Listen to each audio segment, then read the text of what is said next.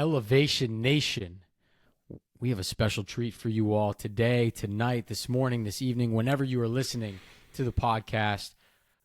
This is a guy who, I don't think we would have met without me constantly talking about Elevation Nation, but some close friends of Elevation Nation as well. So kind of a crazy story how we met. Parker and I have a dear friend named Benny Kotler, and I met his cousin, View, in New York a couple months ago. We had a beautiful evening, had some drinks, had some dinner, and View learned a little bit more about what we were doing at Elevation Nation, and he paused and looked up at me and said, dude, you have to meet my friend Yannis. You guys are going to love each other. And that night, we were walking home. He called Yannis. Yannis was like, I don't know what's going on, but I hopped on the phone. I was like, listen, man, I got this podcast. I gave him my pitch. And he said, all right, let's do it. So this was a long time coming. Yannis Goldman, I am so excited to welcome you to Elevation Nation, man. It's hard to come up with one line to intro who you are because you're a former basketball player, you're a current content creator, you're a real estate guru, you're an inspiration. We're going to get into all of that, but it's such an honor and a privilege to welcome you to Elevation Nation, man. Man, thank you. I appreciate it. Really, I'm really blessed and honored that you guys having me on today. Being able to share a similar vision, actually a very identical vision when it comes to, mindset, life, and sharing everybody else's story, because, it's just not one story, but everyone has their own story with different shades of life, and sharing that beauty is obviously a blessing to be a part of. No doubt. And Yannis, we are excited to get into the conversation. Obviously, the amazing stuff I see you're doing on social media. You said you were having a podcast conversation with one of your friends for over 2 hours, so I can't imagine what the conversation was like then. But this conversation, like we say, it is Elevation Nation. It's going to get a bit elevated. But we're pumped. I know you're coming from overseas, too, so we appreciate that. I know it's getting late over in France. Yep. So Elevation Nation, we got a treat for you there. I mean, we're global now. That's what it is. But Yannis, we start every episode off the same way. It is Elevation Nation, so we do ask every single elevator who joins to share their elevator pitch. Who are you, Yannis? Well, I can give you the long story, or I can give you the short story. But Let's hear both. Let's hear it. I'll give you the short one right first, because I feel like the simpler it is, the better it is for everyone. Over the last couple of months, and you say over the last couple of, the last year or so, I really would say that I would identify myself as a creator. I am a creator, and I create life every day, every moment, in whatever environment I'm in, with the different people I'm with, and adjusting to the mindset that I am. But the long story is, I am a French traveler. I call myself a French nomad, born and raised in Paris, France. Came to the States, had the opportunity to play basketball in high school and college on scholarship. I'd had a lot of ups and downs along the way. I dropped out of college, went back to France for a year. I came back to the U.S., changed my major, and I had the opportunity to find a good mentor in real estate, where I am right now, working in acquisition for a private equity group. I don't want to define myself as a one thing, because I feel that life, just like the rainbow, has multicolors, and you can resonate with so many different things that make you who you are today. So I'm just a creator of my life. That's what I call myself nowadays. A creator of your life. What a beautiful phrase. And now you can understand, Yannis, why I was struggling to intro you so much and come up with a clean sentence to describe who you are, because you do a ton of different things. And I think one thing that unites all three of us and all of Elevation Nation is we have a passion for life and getting the most out of it and elevating ourselves and elevating the people around us. And so I'm excited to dive into that a little bit more. But I want to throw it back to Paris, France, circa the 90s, when it was just baby Yannis, little kid Yannis, growing up, figuring out what you wanted to be when you got older, what was the dream as a small child? What did you want to do? Honestly, my life growing up has been very interesting. You know, my mom is family is on original from Senegal, which is Western Africa, and my dad has a ton of mixture from Greek, from Portugal, from France, from Amsterdam, and much more. He has a lot of mixture in his bloodline as well. So I grew up in a house where I was surrounded with cultures from all over the world. And I got to travel everywhere. My dad used to work for one of the biggest travel agency or leisure company in France. It was a $5 billion company at the time. I had no clue what that meant until today that I, got a degree in finance and accounting. But, we had the ability to travel around the world and got to see everything. So I guess I was always open-minded as a kid. If I go back in my thoughts and think about what I wanted to be, and that's before playing basketball, right? Because the basketball led me to the US. But before basketball, I think one thing I wanted to do is become a scientist and actually cure any illness that could potentially lead you to immortality. It's a little weird, but it's pretty much finding cure to any physical, mental, or spiritual disease. Now, thinking back on it, that I wanted to do, help people. Man, help people. I mean, there's a million different ways we can help people. I think it's really interesting that you said that you wanted to help people early on in your days by becoming a scientist. I guess it's not even a doctor in that case. You wanted to come up with an idea of how to bring science to cure the physical, the emotional, maybe even the things we can't see. Probably mostly the things we can't see that help people live longer lives.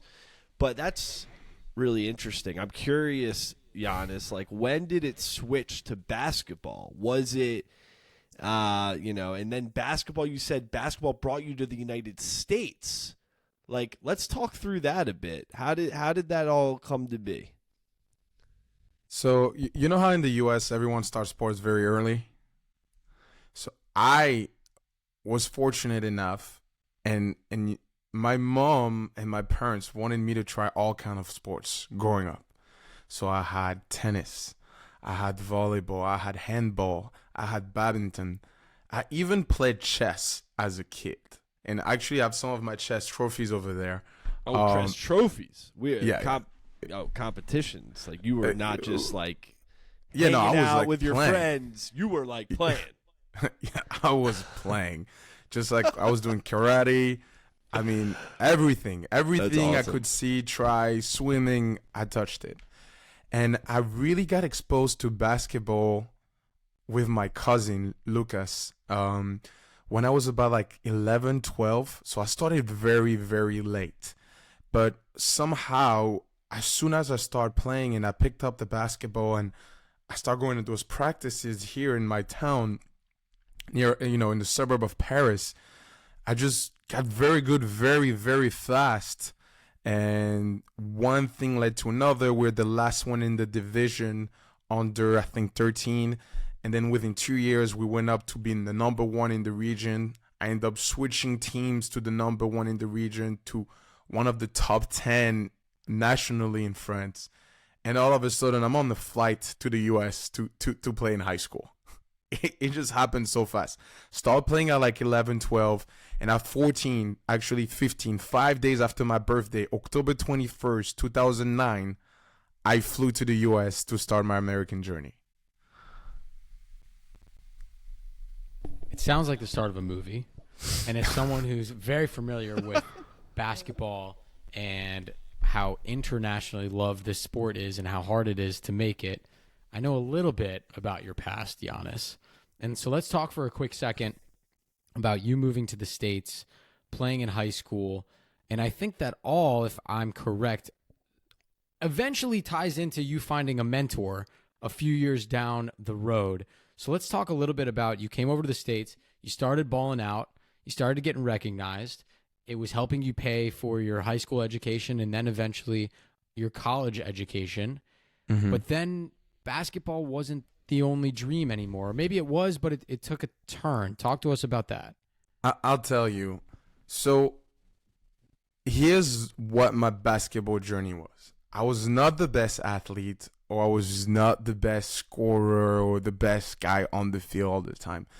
But what I can tell is every time I was on that floor, I was giving it my all. So I was fighting every night and days, no matter where I was. And what happened is I was always in good position to be successful, and somehow was always limited with the support that I had with the coaching staff or the overall people that have recruited me to come to this school in the first place. Now, it happens like this at any level, from the middle school guy to the AU guys to the NBA. You know, some guys are multi-million-dollar deal player that are not even playing or traveling with the team, sitting at home because it just doesn't work out for them. And I'm not here to point fingers or to say that, you know, somebody didn't do me right or wrong. But what I realize is a lot of my mental and emotional stability was in the hand of a basketball coach throughout my life. Because as you know, if you love something so much, if you're not doing it, you end up feeling some kind of way, consciously or unconsciously, right? So when I was in high school and I was not playing, or when I was in college, I was not playing, I always feel that it was dragging me down. And yes, I was going to the gym. I was still waking up at 5, 6 a.m. to go train. I would still go beyond having a better, nutrition and doing extra all the time. But what I realized is I actually got selected to play for the Senegalese national team in 2015 when I was 20 years old. So I have dual citizenship with French and Senegal. So I go to the national team. So I'm in college right now. I go to play and train with, actually during the summer before the national team, with Stan Remy, who is the NBA trainer of Andre Drummond, Brandon Knight, Dwayne Wade at the time, Jay Crowder, all those guys working in the gym. I mean, I've trained with most of them, right? Or I've seen them train, and we're doing some of the same drills that you can also Google online. And I was training in Miami for 8 weeks straight to go play for the national team. Go there, kicked it, like went crazy. I was the youngest by 6 years at least. I was 20 years old at the time. Played with Gorgie Deng, who's in the NBA, crushing it at the time. He had his like max contract with the Wolves. He was crushing it. And you know, I came back to the US in my college and my university, and my coach was like, you know, we don't think you are going to play as much as you think you're going to play. And at that point, I'm like, dude, I've done all of this to receive that. I mean, I was published at the FIBA.com and stuff like that. I was like, you know, the recognition was there, the love was there, the training was there. And even if you forget all that, I felt like I've always proven myself to be valuable to wherever I was. And when I heard those words, I was like, you know what, at that point, basketball, I don't want to let a coach take over my emotional happiness, my emotional state anymore. I'm done with giving my power away to somebody else. And at that point, I stopped playing basketball. And that's when actually I went back home to France for a whole year. And when I came back to the US after 1 year of being in France, I actually went to spring break in Miami, where I hanged out with you, Harrison, and Jackson. So you know, Harrison is Benny's cousin, View is Benny's cousin. And my mentor, who is Harrison, is View's dad, took us to his office, and he showed us what he was doing. He was doing commercial real estate. And something in my head flipped. I was like, wow, I love what this guy is doing. I want to learn more about it. And I'm going to do whatever it takes to be in this office for an internship, whether it's this year or next year. And that's pretty much what had happened. Every day for probably 2 months straight, I was either calling, emailing, texting him, telling him I would work for him for free to just be in his office and to pick up his brain, until I think it was around like June or something. He sent me an email saying that, yes, you can come and work for me and whatnot. They usually never really take interns, but it just happened that I was able to go through the door, and he was very understanding, and his wife was very understanding. The whole family was very understanding, and also his partners as well. Man, oh man. So that's like the next chapter in the movie Sam was talking about. You started the movie as you come to the United States, and the movie started way before that. How about that? There's a lot of story to unfold there, Yannis. I think it's really compelling and powerful the way you just described how you loved basketball so much, and you always saw that was the thing for you. It was the thing that brought you to another country. It's the thing that brought you a new world of family and relationships and purpose and meaning. And I thought it was so interesting how you said that the thing you love also brought this whole new perspective of what you didn't like in basketball and the things that were difficult, and how you said you just stopped playing because while we look to the things in our life that we love to bring us up, to make us feel good, to make us feel whole, it's also challenging because the things we love can also bring us down and make us feel empty. And I think it's really interesting how you talked about how basketball was this amazing thing in your life, but yet there was a moment where you had to make a really deep decision. And I can't imagine that decision being really easy at all. No, totally. I mean, everyone was like, why are you stopping? And why are you stopping playing? I called my uncle at the time, who was also my mentor, my parents. Everyone was against me stop playing basketball. But I've been reading a lot of books lately from different people, and all those people are saying the same exact thing. And I think one of those guys that probably everyone will recognize today is Alex Hormozy, when he talks about the decision of quitting his job I think he was working in a government, and decided to quit everything he was doing, sell everything, and go and open a gym out in Los Angeles. But the reason why he didn't do it sooner is because he had the pressure from his father, and that this decision that he made was the best and biggest decision that he ever made in his life, and he felt like he did it consciously by himself. So I believe that decision I had when I quit playing basketball was probably the trigger of self-realization and being able to take your personal decision and your willing, conscious decision in your life towards what you want to accomplish within yourself that actually feels good more than anything. And when you cut off the noise in your ears, in the background of your head, and with the world around you, and you do what is right for you, that's, I think, the most powerful thing you could ever do every single day of your life. To me, it sounds like it was one of the first major decisions where you got to start to be the creator of your life, right? To make that rainbow that you talked about at the beginning. At 15, you were put on a plane, brought to the U.S. and playing a sport, one of the many sports that you loved, but basketball was the one that got you a scholarship to the States. Then you went to college and did the same thing. And Yannis, I'll tell you, Parker and I in Elevation Nation, we like to call this your oh shit moment.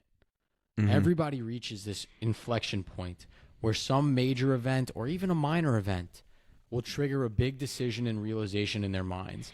And to many, it seemed like you were quitting on basketball. But to you, whether you knew this or not at the time, you weren't quitting on basketball. You were taking a chance on creating the life that you truly wanted at your core, and taking the happiness and fulfillment that you wanted out of your life into your own hands instead of the hands of your basketball coach or your teammates or the tournament or championships or awards that you were getting. You decided it's time for me to take control of my life. And so I commend you, because I know, as someone who also has worked very hard for specific goals for a long time, to decide you're not going to pursue them anymore is very, very difficult. But I think it gives us control of our lives back a little bit more. Totally. That's, there's not much I can add to that. I love it. All right, so let's talk a little bit about this next chapter of your life. We put basketball behind us, at least as a player. We took happiness and fulfillment and control into our own lives.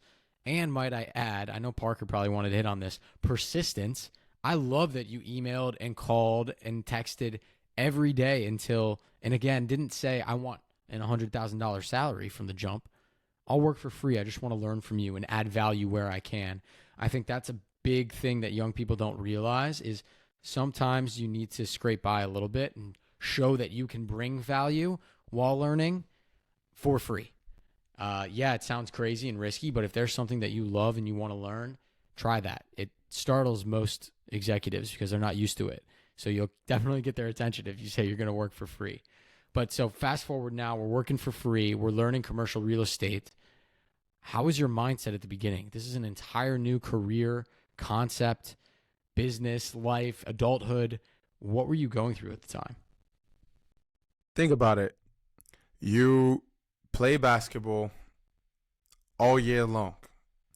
So you train in the summer, so you don't have time to get a job. You don't have time to do other things because you're doing AU or you're training to be better because you goes to be a professional. You goes to either go to the league or go to the pros overseas. So your whole life is dedicated to that. Fortunately, when I dropped out of school, right, and I went back home after I quit basketball, I was able to work with my uncle, who was my other mentor that I've mentioned before. And he had a restaurant that he put me on. And I had no clue of what was the restaurant industry at the time. And I started with him doing social media and all the website and stuff like that. And one day it happened that I was doing the dishes, and then I'm doing drinks at the bar, and then I'm serving. Next thing you know, I'm directing the whole place. I'm directing the whole place. I'm like running the kitchen. I'm running the floors. I'm paying people. I have zero experience. I'm buying groceries, coming down, making reservation for birthday party, 15 people, ordering the fish that are like special fish from Africa because it was a high-end African restaurant. Like, boom, boom, boom, boom, boom. So I'm like, oh wow, that taught me a lot of things. And pretty much what happened is the same thing with real estate. I had zero experiences at all, apart from watching videos online of like Grant Cardone and all these other guys that was doing real estate at the time, and trying to understand the cap rates, understand the NOI, understand what is it to buy a rental, what is an exit strategy. But I had really no clue. So the mindset that I had when I started was become a sponge and literally grab everything you can do everything extra, show up early, leave late, do everything even if somebody don't ask you to do it. Whether it was going to grab coffee, whether it was to do copies and print, and when I saw something, ask a question about it. I actually still have one of my journal when I was writing down everything possible and reviewing my notes and all that stuff. I think that same mindset that I had when I was training for basketball was the same thing that applied in that business world, which was being persistent, like you were mentioning, and daily looking for growth at the time.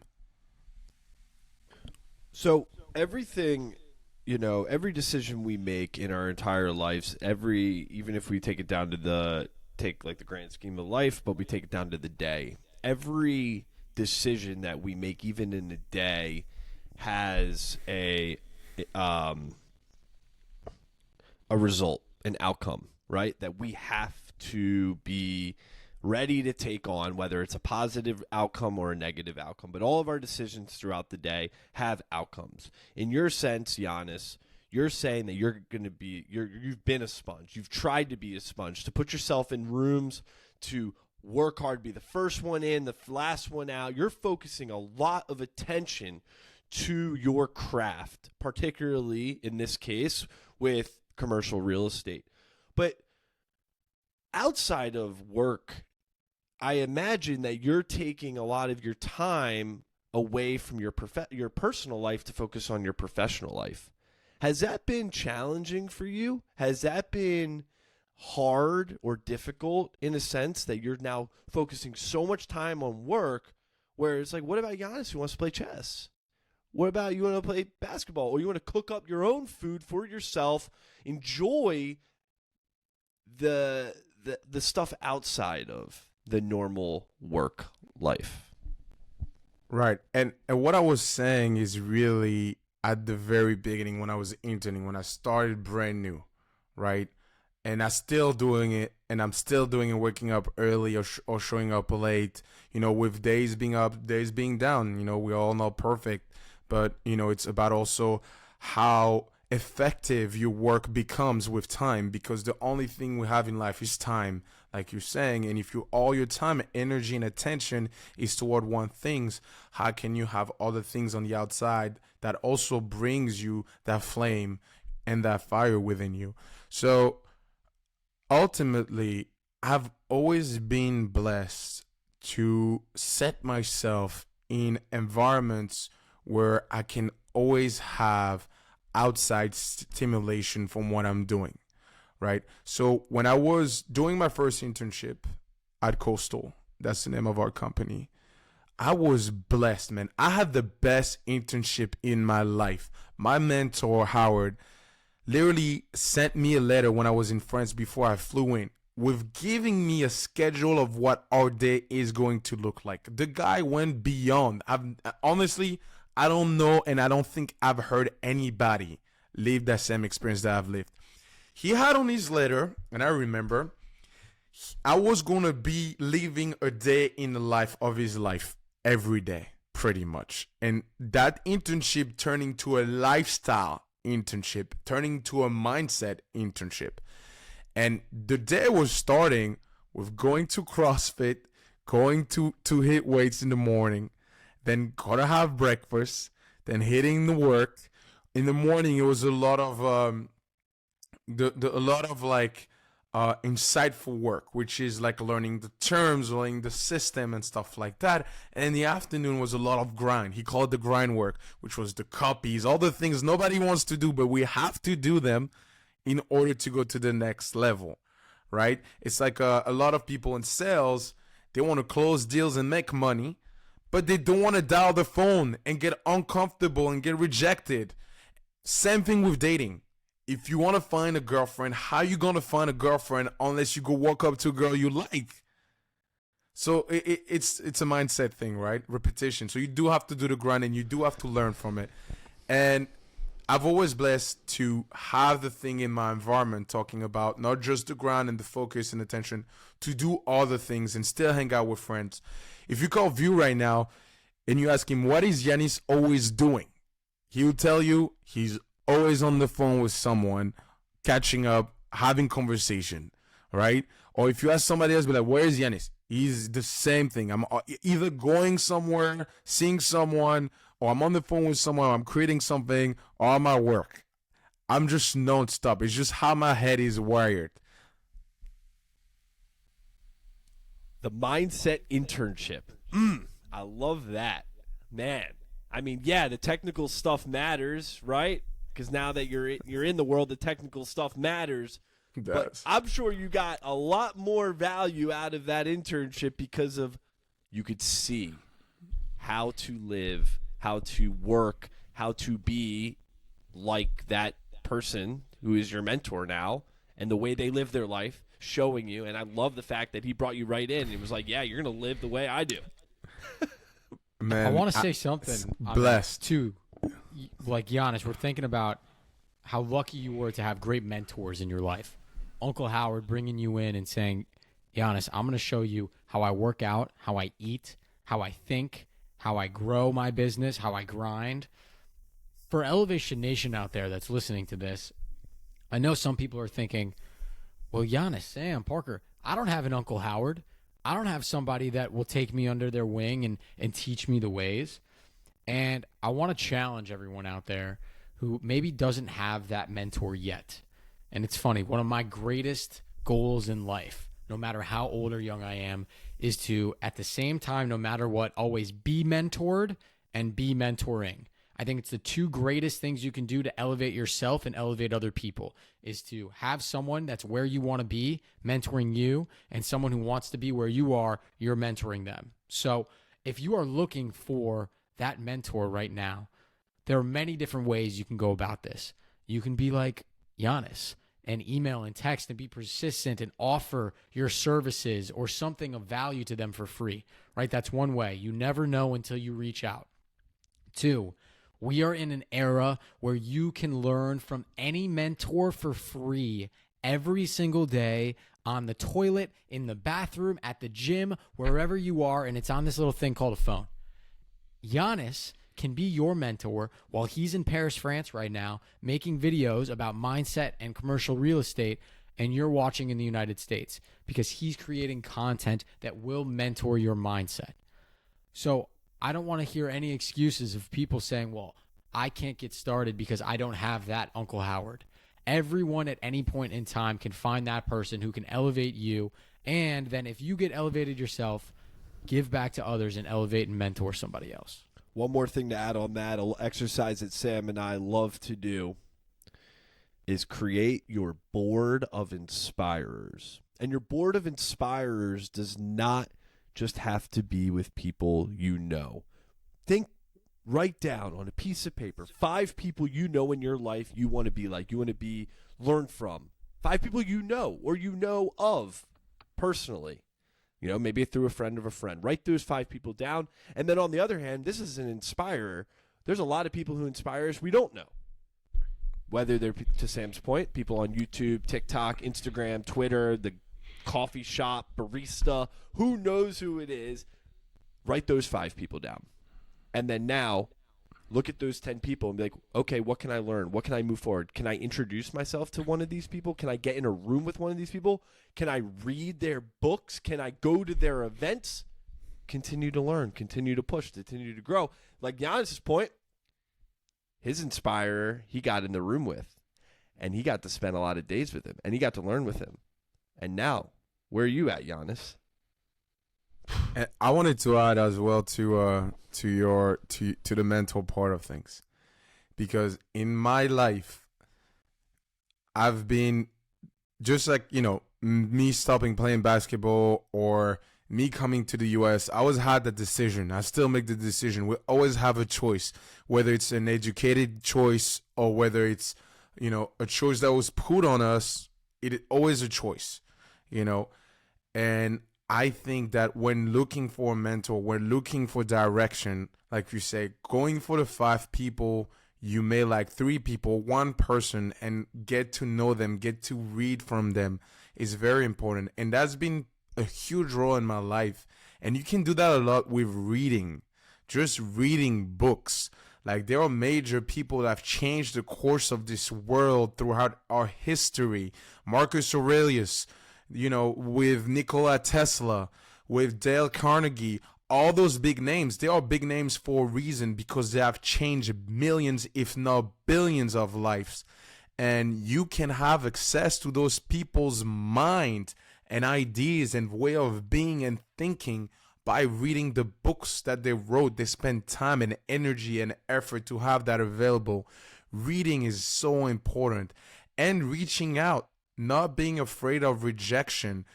I've been wanted sometimes to learn from other people in my life.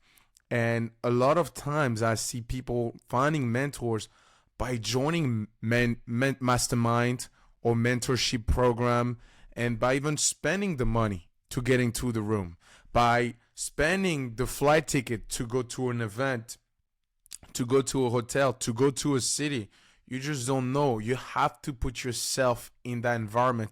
And if money is an issue for you to get there, then you have to do the different steps to get there, which is, how can I today work my ass off to get X amount of dollars to get to where I want to go, so I can meet that person and have the opportunity to say the things I want to say or to provide the value.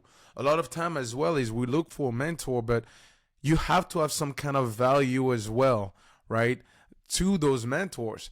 Because, I mean, if you think about it, how many people wants to be mentored by Warren Buffett or Bill Gates or the CEO of the company, right?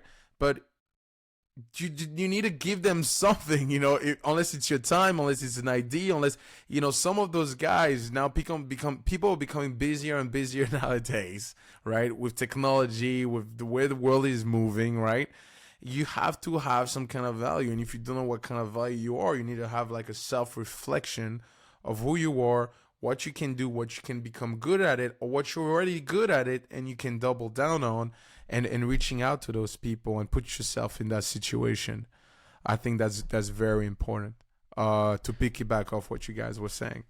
But to answer your question, Parker, about where I am now, I went from being an intern at my company with zero experience in commercial real estate to now becoming the vice president of acquisition and having the opportunity to do way more thing that I could ever imagine, but that I had in mind, I had in my vision, right, that I've worked for. It just starts with one small step. What can you offer the world? And I think going back to the mindset piece, Yannis, you just hit on it. It all comes down to something we love at Elevation Nation called mental fortitude. And we believe that mental fortitude is the missing piece that differentiates young adults who are elevators and those who are trying to be elevators. Mental fortitude to us is three main parts: yourself, your vision, and your fuel. Knowing who you are at your core, right?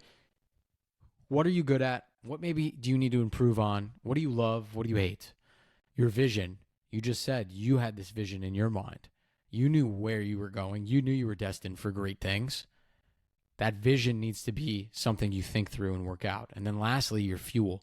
What drives you? What inspires you to get out of bed every day and be great? Is it the legacy you want to leave? Is it the title that you want? Is it money? Is it health? Is it happiness? What is it? Be very true with yourself on what actually fuels you, because until you figure those three things out, you're going to be just treading water. You're not going to be moving forward, and you're not going to be elevating. In Think and Grow Rich, if you haven't read the book, this is free game for everyone, is the burning desire. The burning desire, meaning you have almost a boiling feeling inside of you for you to achieve something. And doesn't matter what are the ideology behind it, whether, like you said, it is money, whether it's legacy, whether it's recognition and whatnot. My personal fire has always been my family and going back and taking care of my family. I've sacrificed all my time for my family, with my family, so I could have that time going forward, right? And for the legacy as well. It's just, you have to find what brings that fire to you. And sometimes the fire might go up, sometimes the fire might go down. And you need to remember. It's just so simple. Like, remembering is a key. It's like a key concept right now I think anybody can take today. For example, in the Eastern philosophy, there is this idea of being self-aware, conscious self-awareness, being aware of your body, being aware of how your body is, being aware of how you're standing, being aware of your blood flow, being aware of your thoughts, right? And sometimes we get distracted. I might get on my phone, I'm scrolling on Instagram, I'm talking to these people, I don't know what I'm doing. But if you remember at that moment, oh, am I self-aware? What am I doing? What am I doing? Why am I doing this? Should I be doing this? Is that in alignment with what I want to do in my life? Then because you remembered, that allows you to come back and be grounded and be self-aware and realign yourself with that purpose, with that vision. So always remember and rememorate your vision throughout your day, whether it's having pictures on the wall, whether it's writing your goals in the morning, whether it's having a saving screens on your phone. Just remember. It's really interesting because Sam and I just had a conversation on this that we're going to release on the podcast tomorrow. is about the power of silence and utilizing silence to your benefit. And I think being able to find ways where we're not stimulated by the outside world, whether it's a conversation with another person, social media for sure, even things like food, being able to take a step back and enjoy that silence and be mindful of where you're at in that moment. Is this how I'm supposed to be doing this? Is this why am I doing what I'm doing now? Currently I'm sitting here with you, Yannis and Sam, because I enjoy talking about life and meeting awesome freaking people who are elevating themselves and others. That's mindful. That's taking a moment, enjoying, wow, where we're at is pretty freaking cool. It's amazing. But what's crazy is that it's really hard to find yourself to take a step back and be mindful at times because things move, right? You're VP.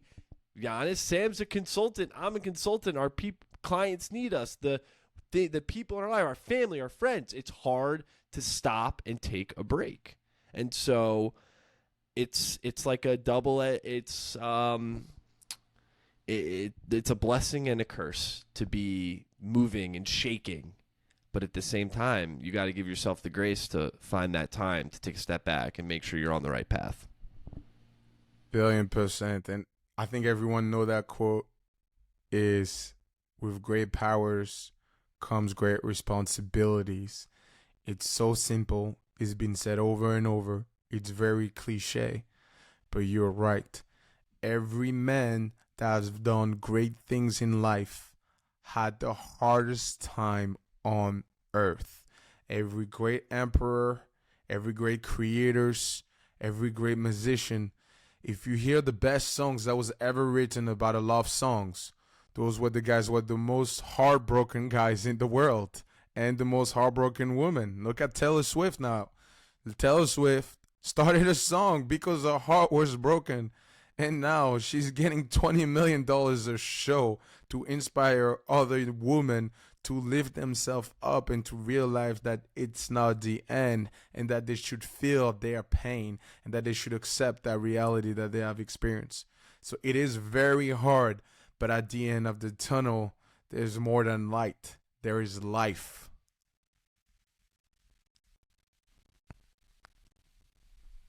Parker, my microphone came undone, so I think you have to stop it and let me flip it back on, but then I will take it from there. I love that quote, Yannis. Thank you. Sorry, Parks. Thank you. I love that quote, Giannis. I think that's beautiful. And everyone is going to go through hardships in their life. To Parker's point, are you going to be able to take a step back and figure out your mental fortitude? Are you going to lean on that mental fortitude or the mentors around you to elevate you and pick you up? That's our goal. That's why we have on inspiring people like yourself, Giannis, and why we welcome you to the nation. So all the young people that listen to Elevation Nation who are part of our crew can learn and be inspired from your story and some of the lessons that you've learned along the way. So I want to bring us into our next segment here, which is our rapid fire segment. These are quick hitting questions. We did not prepare Giannis for these. So I hope you still had enough coffee. I know it's almost 1 a.m. near you to answer these questions. It's 1 a.m. right now. It is 1 a.m. Here we go. The 1 a.m. rapid fire with Yannis Goldman, slapping himself in the face, getting ready. All right. First question. I'm a hooper. I love basketball. I'm a big NBA guy. We'll talk basketball after this. I want to know, from all your amazing experiences playing hoops, what is your favorite basketball memory?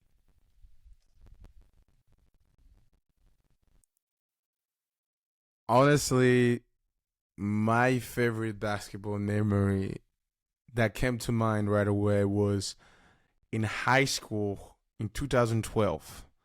We had the opportunity to go and travel to Israel to play basketball against 3 teams: Maccabi Haifa, Tel Aviv, and Jerusalem. And what really hit me at the time, and I don't think I open about this the way I'm opening right now, is that a sport, or just a game, you could say, can allow for people to experience the beauty of life, to travel the world, to try different cultures, and more importantly, to open your mind to a different reality, and that you were never expecting to live such experience growing up. You're just thinking you're just going to go on the court and play and shoot and score and celebrate with your friend. I mean, I had many more memories playing basketball. And some of them also are not just me, but watching my sister, my younger sister, play, right? That's been some of the greatest feelings I've had. But on my personal journey, traveling to Israel has been probably the number one experience I've had playing basketball. It's a beautiful place. I think the two things that can bring people together is food and sports. And so I love that. Basketball is huge in Israel. I had a chance to meet one of my favorite Jewish Israeli basketball players over the weekend, Denny Avdia, and it's pretty cool how big of a deal it is in Israel.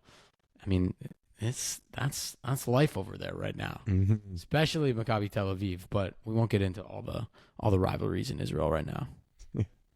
All right, I got a harder rapid fire. You ready for you? Ready for this one?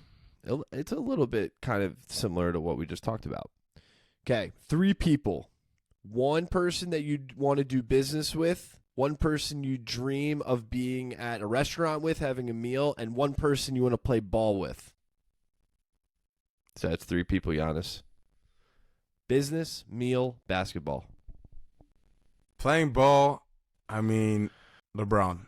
You know, there's no around it, nothing around this. Fun fact story. My room right now, it's a little messy, but I'll send you a picture. On the wall, there's a graffiti with my name on it. And that was made a long time ago, before I moved to the States. And there are 3 heads.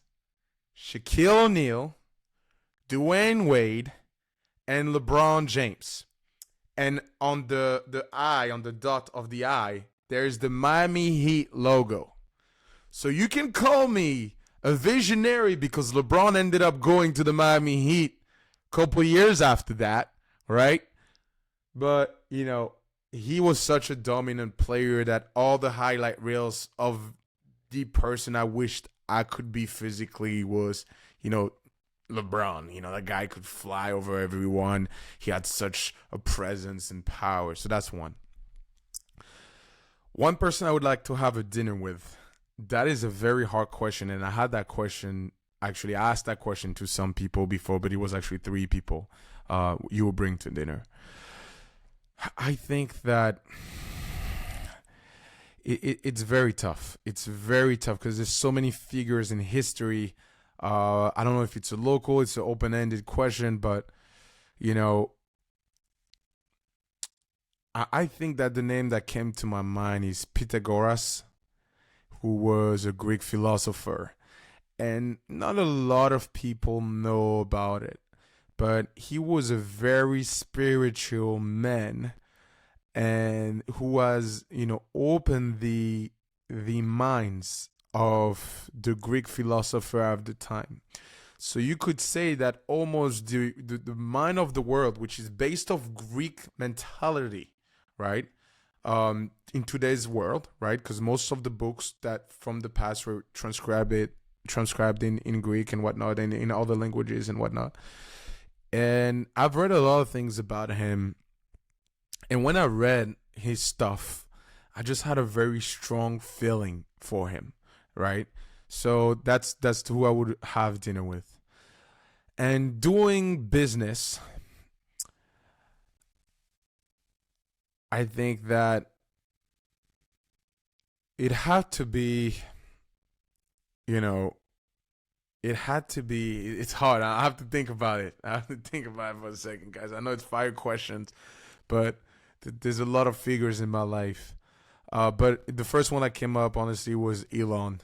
Elon would be somebody I would do business with because I think that the man has this capacity to break down the most complex things into very simple things. And to be able to move from becoming an engineer to the most influential person almost in the world, in the public eye, I would say, because there are people that are very influential that we don't hear about. And his ability to make $1 billion company, because we're talking about business, and the key of business is to make business profitable, right? So that would be Elon. I also love his mentality where it comes to electricity, because being able to travel to Africa at a young age, a lot of those villages, a lot of places don't have electricity, don't have light, they don't have water. So if there was the ability to use this kind of mind to solve the third world countries' lower income issues with the basics of living, then I think a lot of people will be able to live and to survive. Awesome. Three pretty cool people. A Greek philosopher, a modern, I don't even know what we can call Elon yet, but important Genius. person. I think important person. I like to joke with my friends that we need to wrap Elon Musk up in bubble wrap, because if we lose him, we will lose a lot of knowledge and momentum to do really extraordinary things like you just talked about. And then, of course, LeBron. I imagine that he would kick your butt in basketball, but I'm sure it would be pretty fun, right? I go hard, I'll tell you that. I don't know if you just there we kick go. my I'm telling you Exactly. that. I have no care whatsoever.